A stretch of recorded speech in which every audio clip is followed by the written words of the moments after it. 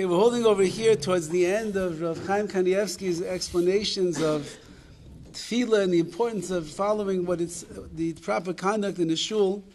And as I mentioned yesterday, that we have to give the preface that there's a lot of starke inyanim, a lot of very fiery ideas that he speaks about. For those of you that haven't been with us the last few weeks, but we're learning all of it, so you came at the most exciting time. But it reminds me of many years ago, I used to daven in a certain shul where it was a kiruv-oriented shul. That's what the whole crowd was. There would be Mekarev, a lot of Bali Tshuva, and the Rav was a very warm, vivacious man who was always working to show everybody how much he loved them. And there was one poster in that shul that never made sense to me. You're trying to be Mekarev and show them how beautiful Yiddishkeit is. There was a poster of the Beis HaMikdash, and on the base of it said in the poster, if you talk in shul, your children will die. Chas v'chalila. That's what it said. If you talk in shul, your children will die. That's what it said. So I once brought someone to the shul, and they had not been in an Orthodox shul maybe ever in their lives. And we came for a shiur, and by the time we got there, it was very crowded, and we sat down, and the only seat that was available was the seat right underneath that sign.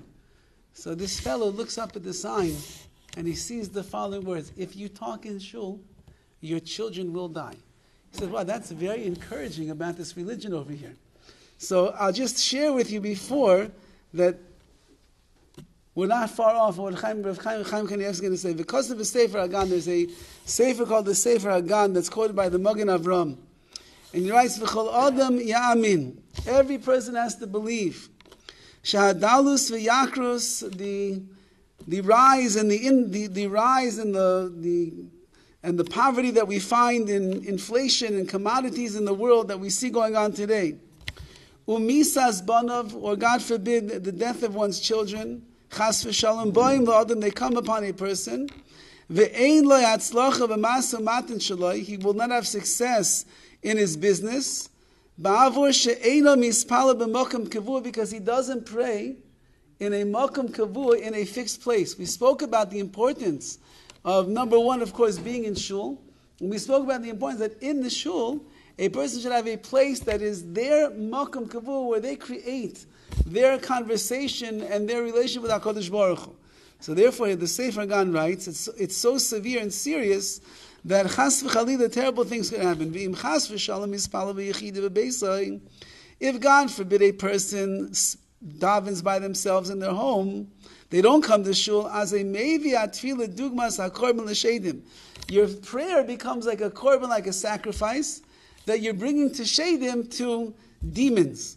V'chayev gam ken kares bar minon, and a person also deserves kares. The way that Rav Chaim Kanievsky understands it is that a person will die, God forbid, prematurely.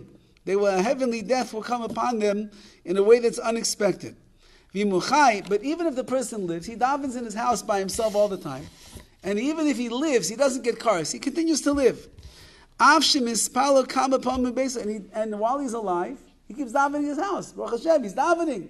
We say, it's not that he's not davening. He's davening 3 times a day. Shachris, Mincha, Maariv. Shachris in the kitchen, Mincha's on the couch, Maariv's in his bed. But he davens 3 times a day. Baruch Hashem. So he didn't get the punishment of kares. He's still alive. As Yoreh min achasav, he's going to lose his property as well. Va'ani chashiv kameis, because we know that the Gemara tells us that a poor person is considered to be like he is dead. Poor person has no money, they can't give, they can't take care of others, they're totally dependent on other people. It's chashiv kameis, it's as if that person is dead. Or God forbid, his children will die in his lifetime. The gam kein chashiv kameis, that's also a person considered to be like they are no longer here. So says Rav Chaim Kanievsky, he's quoting the Sefer Hagan, that a person has to be particular, and he's only quoting one of the halachas that we learned, and that is to make sure that you're davening b'makom kavu in a fixed place, and the fixed place has to be inside the shul. Someone who fears and trembles from the word of Hashem, if he wants to protect himself from losing his money, from, God forbid, the death of children, the more so the death of his own self, right? That's what he's saying. That's the things that can happen over here. Yaseh le'makom kavua, he should fix for himself a set place. Af b'yishuv, with the space and the like, lihispalil tamid b'makom echad, so that he davens always in the same place. Ad kan l'shaynai. Those are the words of the Sefer Hagan. So if that's one halacha of just making sure that you daven in a fixed place, but again, that comes along with everything else. It's in shul, and it's with the proper decorum, and it's the proper dress, and the way that we talk, and the way that we are involved, and the things that we're doing. We're paying attention to HaKadosh Baruch Hu because we're standing over here before the King. All of this, says Rav Chaim Kanievsky, is understood. It's talking about a case where there is no onus, meaning that you are not under duress, meaning you could get to shul, you could have a makom kavua, you could have all these things. But if a person would be in an extenuating circumstance, but he says a beautiful idea. If you are careful to follow the ways of Hashem, and you are careful to guard, you are careful to do the Ratz and the will of Hashem, so then HaKadosh Baruch Hu mishamroi af ma'inis. Hashem will guard you and protect you, that an extenuating circumstance should not come up so that you'll have a problem making it to davening and doing it in the right way. Like it says in the Gemara, has anybody who places their pathways in this world, they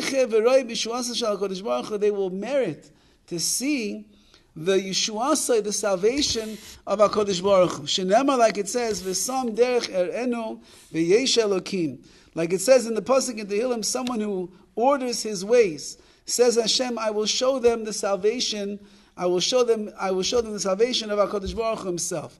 So it could be, the pshat is that if a person places their ways before them in this world, which means that they do things in the way it's supposed to be done, Zaycha v'raya, they are Zaycha right now. It's the Hoive, it's the present form in the grammar. Zaycha v'raya, you will see right now, Mishuasa shel HaKadosh Baruch Hu, right now in your life. You don't have to wait till Olam Haba. You don't have to wait till the world to come. Right now in one's life, you will be Zaycha, you will merit, and you will see the Yeshuas, you'll see the salvations of HaKadosh Baruch Hu. What's the salvation, you're saying? That so many times you want to do things, want to do mitzvahs, want to come to davening, want to go learn, want to go to a shir, want to do chesed, want to do all these things, and something always comes up. Just as we're about to leave the house, someone sends the TikTok video of the century, we can't leave. What are you supposed to do? Says Rav Chaim Kanievsky, the way that you look at this Gemara is that if a person guards the word of Hashem, HaKadosh Baruch Hu will remove the things that get in your way and hold you back and prevent you from doing the Ratzon Hashem itself. So the traffic will open up, your wife will send you out of the house, all the different things that will happen in order, Be'ez Hashem, that we can fulfill HaKadosh Baruch Hu's will. Okay, we still have more in the world of Tefillah. We'll see that in Mitzvah Hashem next week.